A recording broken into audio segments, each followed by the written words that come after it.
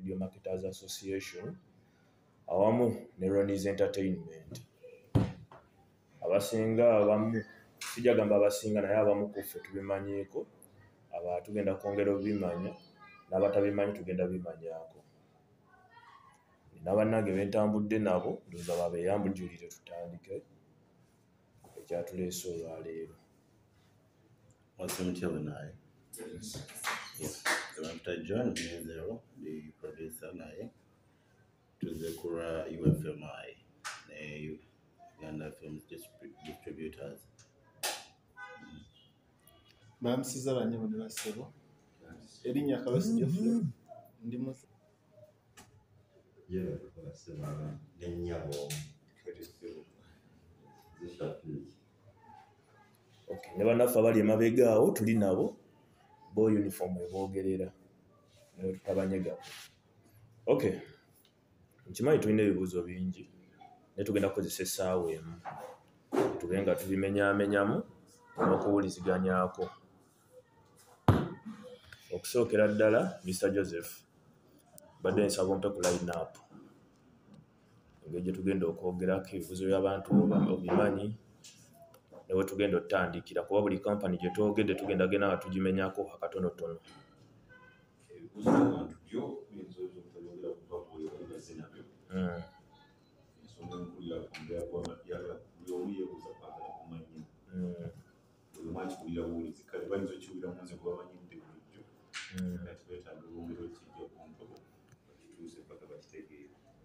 Okay.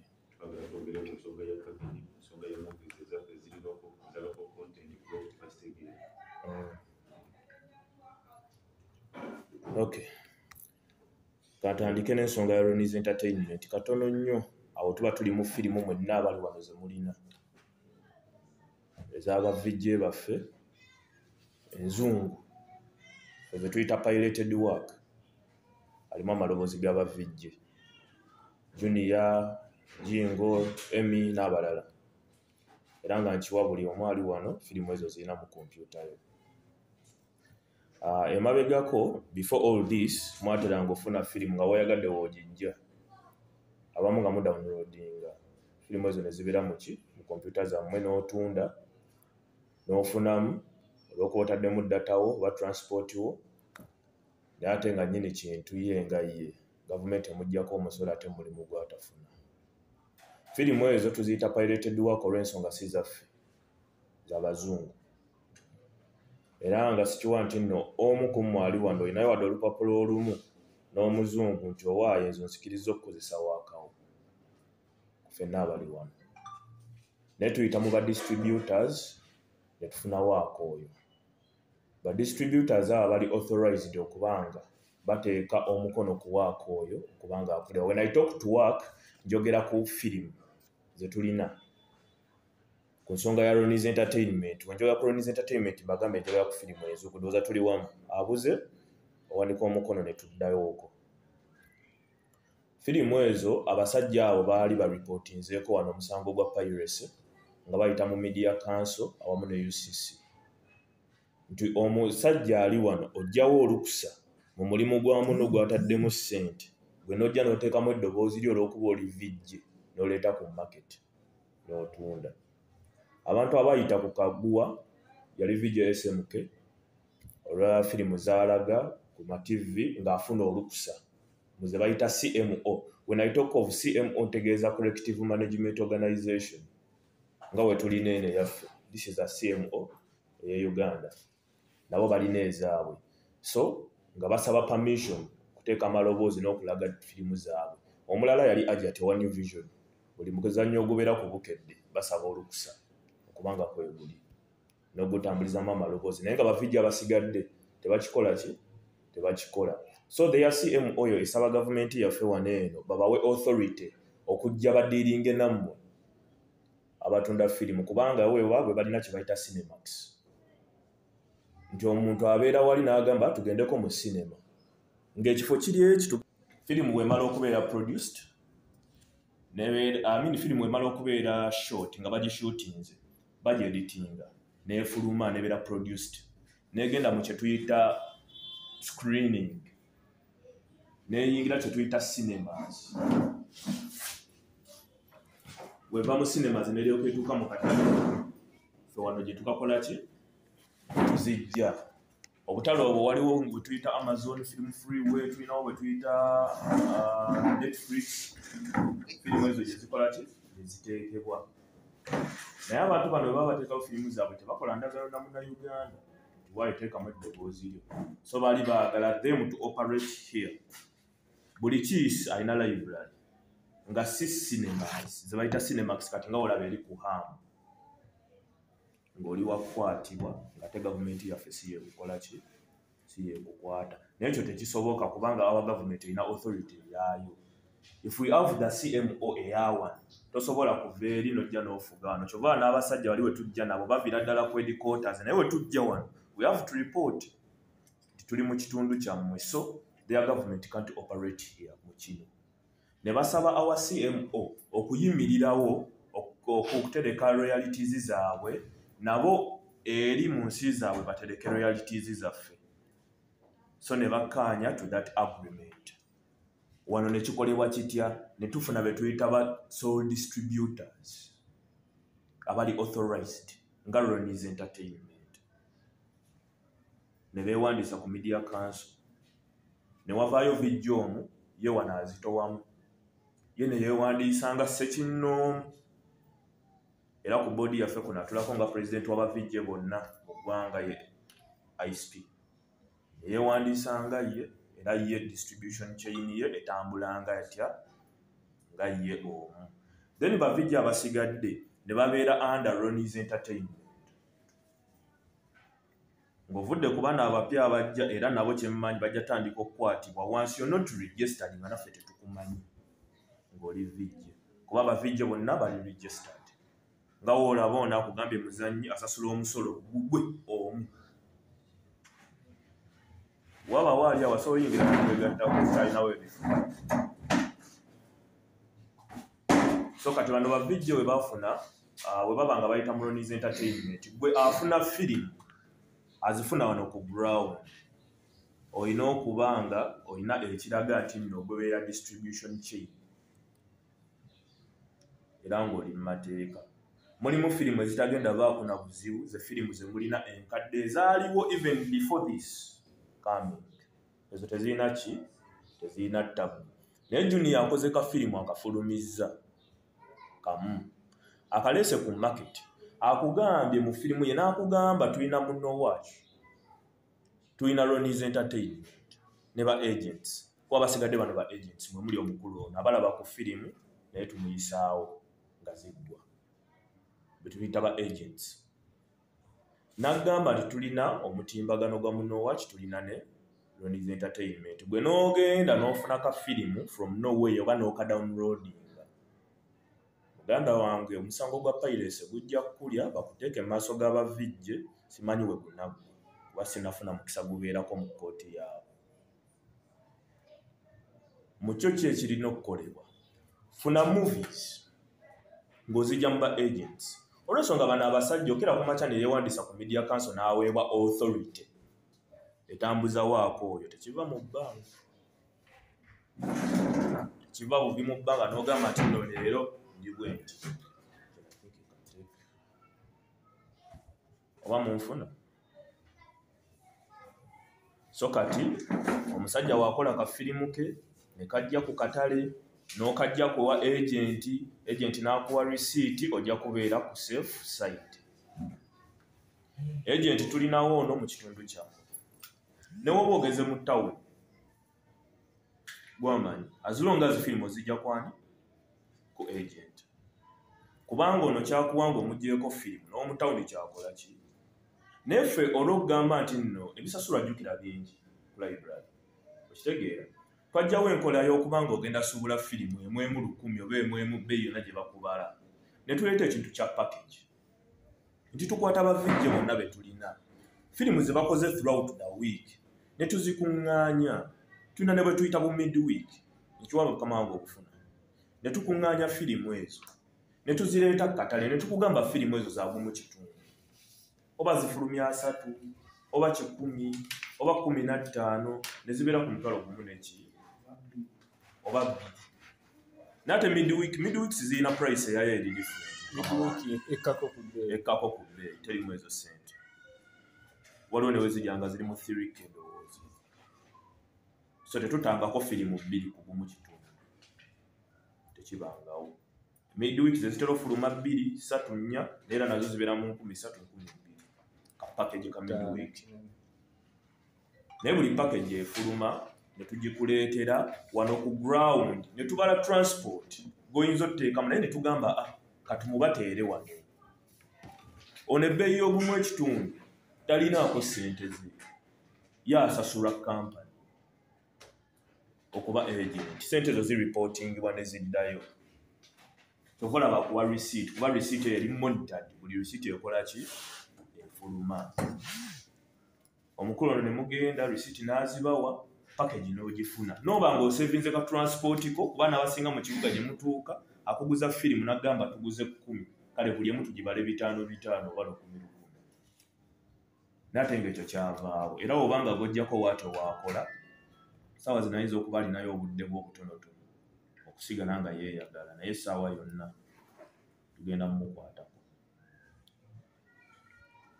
package eyo egiramu firimu y'Ekina-Uganda eya Ronnie's Entertainment lwaki kijjiramu kuba kwagala butayagala kirina obbeeramu naye ayinza okuba takyagala n'atera etteeka lya media council saawa zino 70% of local content mugiramu Ekina-Uganda n'oweebwa ka receipt y'ensonga ya Ronnie's Entertainment egenda beera related ku nsonga y'aba distributors tugenda giconnectingako ku distributors ku nsonga y'Ekina-Uganda lwaki mulimu Ekina-Uganda kuba abasinga ku mmwe wano eno ndowooza muwulirako nti singa tukwata ne firimu y'Ekina-Uganda mu kompyuta yo musango baguyita copyright infringement ow'engasi ya $2 million oba osibwa emyaka 4 once caught n'ate ffe ffennyini tukikuteera mu package saagala kiba confusing kijja mu package kubanga ly'etteeka lya media council ate kijja mu package n'okifuna naye wobeera ne ka receipt Ekina-Uganda ekyo ne bakikusanga nakyo nga ka receipt ako kalina oba fine oba tolina ki buzibu bwonna naye nkusange nakyo ka receipt tokalina tolina na documents muganda wange tugenda kukutwala ate kijja kunkola bubi nga tukuŋŋaanye ne twogera mu mirembe ate ne tukozesa amaanyi mu dda Ronnie's Entertainment oba olina ekibuuzo ku kyo kisobola okiddamu nga sinnagiggalawo ye message gye nnina okuva gy'ali okubatuusaako agent waliwo wembuuse oba olina ekibuuzo ku nsonga eyo package ku Ronnie's Entertainment firimu enzungu eziriwo osobola obuuza n'ekiddamu tudda ku kirala are we fine esero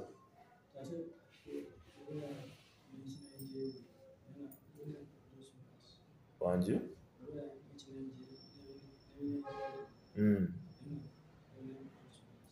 nga tolina documents okimanyi nti nno ebinayijeeri ebisinga saawa zino SMK nkugambye nti no asaba permission ne bijja kaki ku katale for Nigerian movies already baabasabira dda ate yo tetunnagipakeginga saawa zino biri nnyo ku ma-TV ensonga twajogerako ku Equatoria we twali mu meeting z'abama-TV biri nnyo ku ma-TV saawa zino so if you're having Nigerian movies ndowooza firimu gy'olina ento eyinza okuba ya 222 oba 2 mu binigeria isn't it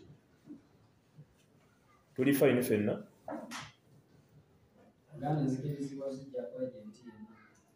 as long as ofuna receipt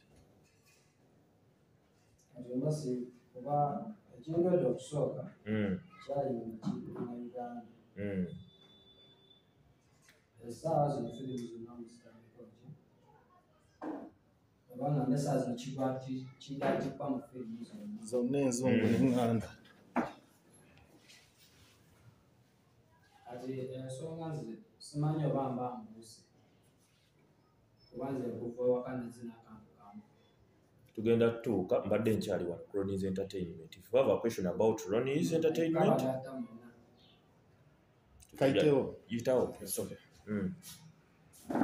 Receipt ezo osasule bawedde nti kyonna kyonna bills zonna zigula emitwalo 16.5 wekiri Tetunnatuukayo eyo. Muzikirize tusooke tubuukewo. Tugenda Tugenda kujjawo awo kuba byonna tugenda byogerako. Bwe tudda ku nsonga ya Ronnie's Entertainment, this is different. Okay? Tuli ku firimu nzungu. Kyova nabanjulidde nga we tuzze. Tuli mu biti bimeka. Kuba wonaabuuza ekibuuzo kati ekyobuuzizo kiraba bw'oyinza okuba wakitegedde nga ggwe naye wano waliwo atakikola ki. So we tunaabuuka ne tudde tugenda leka nga y'omulesi mabega. So tugenda tutuukawo wonna awo. Era nga ssente zo n'omugaso gwalyo tugenda tukyogerako. For Ronnie's Entertainment, muzeeyi wadde olina kyotugamba? So we are fine about that. Filimu zizino eno eza receipt zitandise bbanga ki? I think this will be the second year. Okuva kino bwe kyatandika obeerawo. Kati ekya firimu kino kyekonyemuko n'ekyebina Uganda. Yes. Tuvudde mabega nga tujja kusasula ebina Uganda. Ng'ate abantu abatusasuza balimu mmwe nga banjawulo. Ekyomukisa omulungi nti kino kyoyogeddeko kyo tulina agent we nnaagenda nankolereza. Naye singa ojja n'osanga mu kompyuta yange nga nina ebina Uganda nga nvudde n'emabega nga mbisasula kubanze lumu agent wammwe yaŋŋambako nti tusangibwa Kampala eyo waliwa. Ne ngenda nga nnoonyera nakomawo ko mukama wange ono ne nzija munnyonnyola ne mugamba nti we natuuse mu Zaayi ne mukubira essimu n'aziggyako. Teyandagirira wajjakola ki gyali. Kati ekyomukisa omulungi nti ffe wano tulina gwe tugenda okukola ki okutomera nga tumubuuze buli bye twetaaga. Singa onoosanga nga nina ebina Uganda ebikubyeko omugongo emabega. Ebina Uganda ebyo era ogenda kunsasuza oba ebina Uganda ebyo ngenda kusigala nabyo ne firimu ezo ngenda kusigala nazo enkadde kuba ekyo tuba mu bikadde yadde ebina Uganda n'abambiina tetugenda kuddamu bisasulira nga bino bye tubadde tubisasulira nabyo. Eno receipt emu yegenda okutugatta kati ku firimu empya ze tugenda nazo mu maaso n'ebikadde bisigale nga bikadde. Ku nsonga ya Ronnie's Entertainment ndowooza tugiggale tujje ku nsonga ya madamu. Kiri tuli fine. Obadde olina ekibuuzo ekirala? Ekibuuzo kyalibadde ekituufu kiri bwe kiti. Ffenna wano waliwo abadde bakimanyi nti kibaddewo bona batumya bakipya mu kyo. Yes. Kitegeeza waba mukipya mu kyo talina risiiti. Naye ng'abadde alina firimu eyo. Bweza alayise emwezi guwedde. Nga nayisiriza omwezi guwedde. Ziri emyezi bonga mwekimaze emyaka. Asanga ziri firimu ziri before emyezi gyabadde tamanyi. Mwana we yagamba bagenda bisangirangamu. Okay, kati okusinziira nti nno tuli wano mweno meeting bakama baffe bakitegeddeko nti tuliwa era buli ekigenda mu maaso wano kitugenda osalawo kigenda baweebwa. Bwe tuba nga tuvudde wano ku nsonga ya receipt nga ride ejja okujja ng'ebuuza ku receipt ziri enkadde mwe tomanya eyinza obayitako obuyisi. Eza Ronnie's okitegedde ziri enkadde omuba nga mutandise okufuna zino kiri ekikadde kubanga batusindise wano kwoga omulamwa. Kiri tetujja kitunuulira tujja tutandika ekiri current. Okay? Kati kanzire ku mulamwa gwa maddamu ono. Ronnie's Entertainment tugitadde ebbali. We are fine with it. Yejja kugirangamu ekina Uganda kimu oba ebina Uganda bibiri kisinzira ku namba zetuleese. Firimu ezungu weziba nga ziri above 15 mujja bangamu ebina Uganda bibiri. Weziba nga ziri below 15 mujja bangamu ekina Uganda kitya kimu. Tudde ku nsonga ya Film Distributors and Video Marketers Association. Eno association eri under federation. Era nga ye association ekwasaganya ensonga za firimu ez'ebina Uganda. Offices zaffe zisangibwa ku Iseview Plaza. No. Iseview Plaza eyo Ronnie's Entertainment. Offices za distributors zisangibwa ku Royal Complex, level 1, room 5. Ekulembera omukulu Serunjoji Gerard. Tugenda kwogera ku nsonga y'ekina Uganda. Madamu ensonga yetugiddemu. Neyiyo. Firimu zino ez'ebina Uganda emabegako waliwo ride ezayitangamu that was 2017-19 nga singa bakusanga ne firimu y'ebina Uganda mu kompyuta okubamu kopi bikikuba by then twalinawo CD zali zikyaliwo nga zikola nnyo ne mu town nga singa bakusanga ne ka duplicator singa bakusanga ng'okubamu kopi nti simanyi ka CD kano naye adde akagala ne kajyawo ne kakoppa nga bakukwata n'ebyuma byo byonna ne bakutikka